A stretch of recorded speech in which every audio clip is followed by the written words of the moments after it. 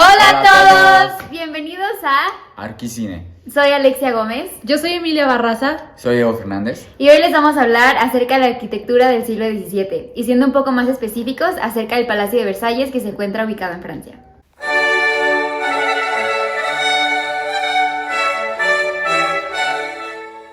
Para ello utilizaremos la película María Antonieta del año 2006.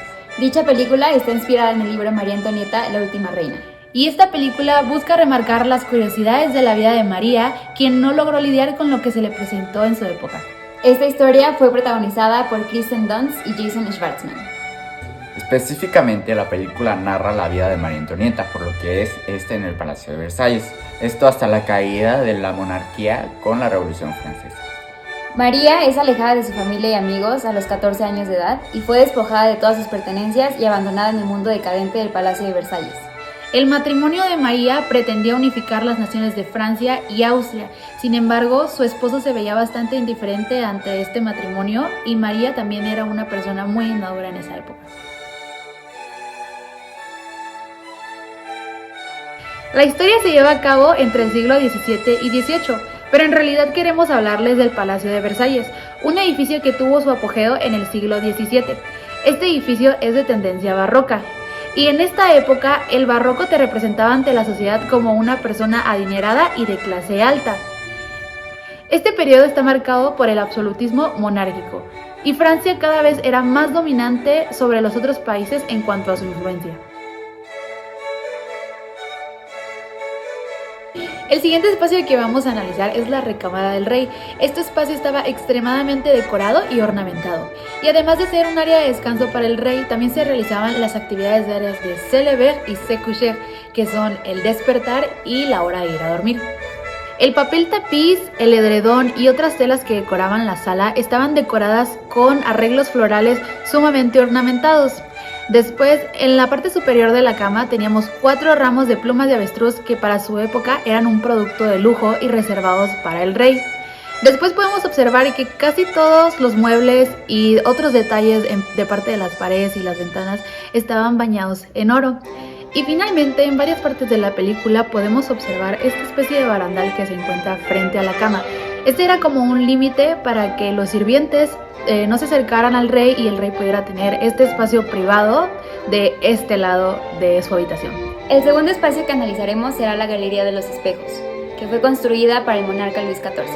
Esta era una terraza y tiempo después se convirtió en una galería. En este espacio servía para realizar eventos tanto familiares como de la corte. Ahí se realizaban reuniones de embajadas, bailes, matrimonios, entre otros. Y de igual manera, esta área era la que conectaba las dos salas del palacio. El diseño de esta área es de estilo barroco. Cuenta con amplios ventanales y una bóveda con 30 composiciones. Está iluminada por 17 ventanas y cubierta con 357 espejos, los cuales sufrían un proceso bastante complejo. Era una placa de vidrio a la cual le aplicaban una decocción de estaño y mercurio, mezclado en caliente. Para ese entonces, este proceso era muy tóxico y mortal. En esa época los espejos eran muy caros, así que esta fue una manera de que Francia demostrara que tenía mucha riqueza.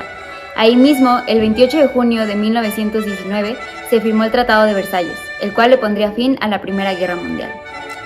Dentro de la construcción de las fachadas podemos ver que se hicieron encima de la edificación pasada. Esta fue hecha en mármol, o sea, un dato sumamente increíble. ¿Y ustedes sabían que el arquitecto que proyectó la construcción de las fachadas con un encuadre por el norte y por el sur, esto específicamente para una vista al arreglo de jardines y fuentes a su alrededor? Magnifique. ¡Qué elegancia la de Francia! ¿Sabían que las características más importantes dentro de estas fachadas, la que son la del norte y la principal, son detalles dentro de los marcos de las entradas y de las luces, columnas decoradas, techo con una cobertura de oro, imagínate, y órdenes barrocos altamente decorados y con el fin y el afán de demostrar el empoderamiento francés, sumamente importantes para denotar cómo vivían estos magnates? Finalmente, una parte icónica del Palacio de Versalles son sus jardines, en especial el parterre desbordado fuera del edificio. Estos parterres geométricos dibujan árboles con su césped. Estos son típicos de la época en Francia. Otro punto a destacar de los jardines era el Gran Canal, compuesto también claramente por 2 canales laterales. Esto era para que el estanque tuviera una forma de cruz. Aunque todo parezca asimétrico en planta, esto también estaba sumamente planeado. Esto para verse en perfecta armonía y viéndolo desde el estanque Latón. Como conclusión general, puedo decir que en todas las escenas que vemos en la película podemos ver una tendencia hacia el barroco. Esto, para su época, era algo que demostraba que tenías mucho dinero o eras de la alta sociedad. Por eso es un estilo que vemos mucho dentro del Palacio de Versalles. Con el tiempo esto se consideró vulgar, pero en su momento era de la alta sociedad porque no todo el mundo podía pagar aquellos acabados o los artesanos que se dedicaban a producir esos acabados. El estilo barroco se logra distinguir bastante bien en todos los espacios del palacio. Vemos que cada rincón se muestra extravagante y todos los elementos decorativos van de acuerdo a la época. Se logra distinguir en la película el alto estatus al que cada uno de los personajes pertenecía. Para poder vivir en los palacios y tener todas esas pertenencias se debía tener mucho dinero, y como se explicó anteriormente, el palacio y la forma en la que fue construido demuestra sin duda alguna que había mucha riqueza.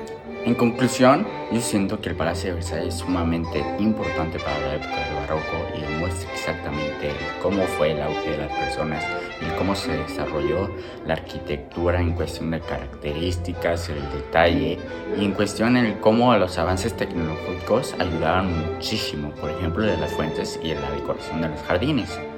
También me encantaría encontrar cómo llega a ser un punto importante de acuerdo a la historia, ¿no? Ya que gracias a esto se pueden encontrar diferentes ramas, cómo se caracterizan los detalles. Y eso ha sido todo. Gracias por acompañarnos a lo largo del video. Espero que se hayan divertido. Y espero que hayan aprendido algo nuevo.